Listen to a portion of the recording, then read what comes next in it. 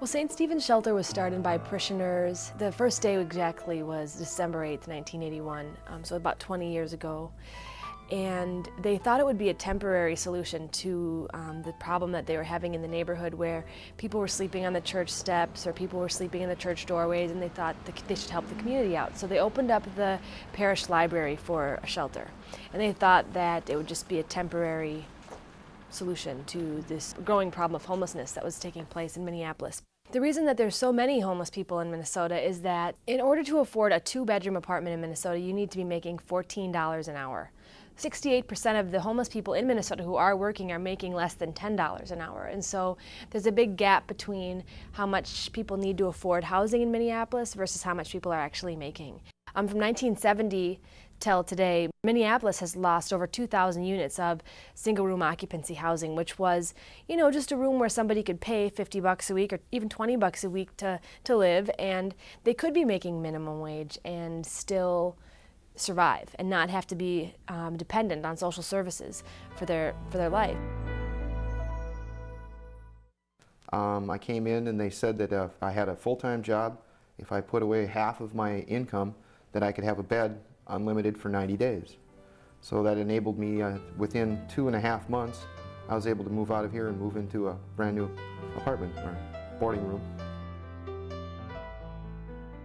We get together to watch football games, and today it's the NFL playoffs. And this all started because one Saturday night I asked the guys what they thought about the football game the next day, and they said, we have no place to go and watch football, and Sundays are really lonesome and it's a very hard time. So based on that, we started watching football, and from that has come going to plays and going to baseball games and the Science Museum, and connect our guests with the world and help them feel worthy, and again, help make that step from being homeless to being back on a job and living in a home and this kind of thing.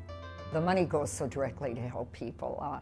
I just feel the shelter is very efficiently run. There are so many volunteers that help make it go. And I think the direct line from giving to really helping people is a key reason to give. There's no bureaucracy, there's no excess overhead. I think St. Stephen's has been helpful in a number of ways, providing a safe place to rest your head. They provide meals for you when you're going to work. They provide meals for you even when you come in at night. They wash your clothes for you. The reason volunteering at the shelter works for me is I never volunteer. I never spend an evening at the shelter that when I come home I don't feel a sense of a much greater appreciation for what I have and for the life that I'm leading. It also enables me to feel like I'm putting something back into the community, that it's a good place to volunteer. And the reason for that is, number one, you have a sense of putting back into the community, helping people that need help, and it does give you a broader sense of what the world here in Minneapolis is all about. You don't have to go overseas, or you don't have to go out of Minneapolis to help people who are in dire need of our assistance. And it's a minimal way for us as volunteers to help out.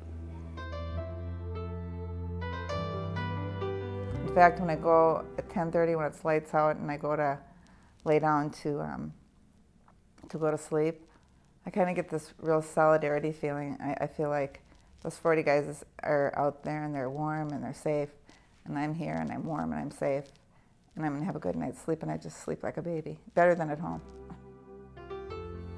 The worst experience, I guess, is after the lottery when there aren't enough beds and it's really cold out. I just remember one time that a man came to me and he just said, could I just get a blanket because I'm going to have to sleep outside. And I just couldn't believe that. Donations by corporate organizations or individuals help the shelter. First of all, it just helps us to survive because we are funded by private donations. And so we receive very little money from the state, and when we do receive money from the state, it's basically just to do upkeep or maintenance on the actual building itself. That would be great. Or also transportation money for people who are needing to commute to the suburbs for their job every day. Those bus cards can get really expensive, and if they haven't received a paycheck yet, it's about $3 each way during rush hour to go out to the suburbs. So to be able to help them with transportation money would also be greatly appreciated. Well, I get up at 4 o'clock in the morning, leave here at 4:30, catch a bus about 4:45 up here in Lake Street, and then catch the 12 out to 5:13 out to Hopkins. I'm out there about 5:30. I start at 6. So it's pretty routine every day. It's the same thing. I always think of the experience of waking up at 4 o'clock in the morning when the alarms go off, and a lot of the guys get up to go to work because they take buses for a couple hours to work, many of them. And they get lunches if they go to work, so I grab the lunches out of the refrigerator and tiptoe out to the beds and say, Jose, it's 4 o'clock, you have to wake up, go to work, and I give them their little lunch. And it's just a time when I feel so proud of him, but at the same time I think, this is so unfair. This guy should have an apartment. He gets up at 4 and goes to work. I think we need to help people bridge that gap between homelessness and re-entering society and having a job and a place to live. I think every person is valuable, and all of us have had moments in our life where bad things have happened, and I think there just needs to be the bridge from homelessness to getting back on your feet, and St. Stephen's does a wonderful job of helping bridge that. Working at St. Stephen's, for me, I just meet such great people, and I think I probably get much more from them than they get from me. But maybe when I sit down with somebody, I help them just a little bit, and I know that just being a volunteer helps the shelter stay open. They'll take and have a drawing at 7 o'clock. So you figure at 6 o'clock you sign up, between 6 and 7 o'clock you sign up, and then at 7 o'clock they have an actual drawing like a lottery. You come in, you put your name down on the list. After the list is filled up, they draw numbers and put them in front of each and every person's name, one night or 30 day. And then when they reach in, it's almost like bingo, okay? They draw a number, that number is called and it turns out to be your number, then they put that number by your name. If that number is drawn when they have the initial drawing, then you win a bed. One of the experiences at St. Stephen's is there are 40 beds. Every night, St. Stephen's shelters 40 people who don't have a place to stay. What sometimes is frustrating and gets my attention is when there are maybe 50 people that need beds and we actually have to turn potential guests away, and especially when it's cold, my heart goes out to them because I'm wondering, where are they going to stay? Who's going to take care of them in a very cold night?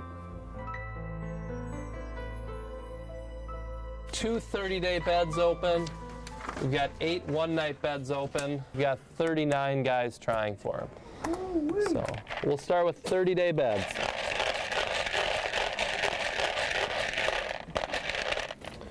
Okay, number 2.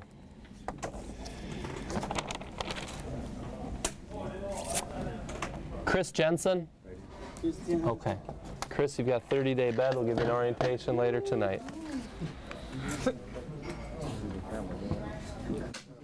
The other 30-day bed.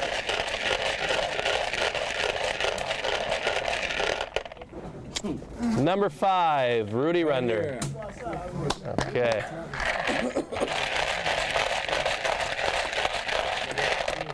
Okay, number 38.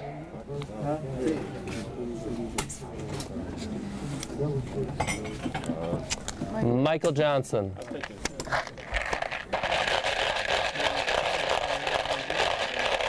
Okay, number 63. David Hollins. Yo. Where do you want to stay?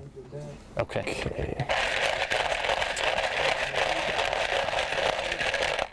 Next, we've got number 10.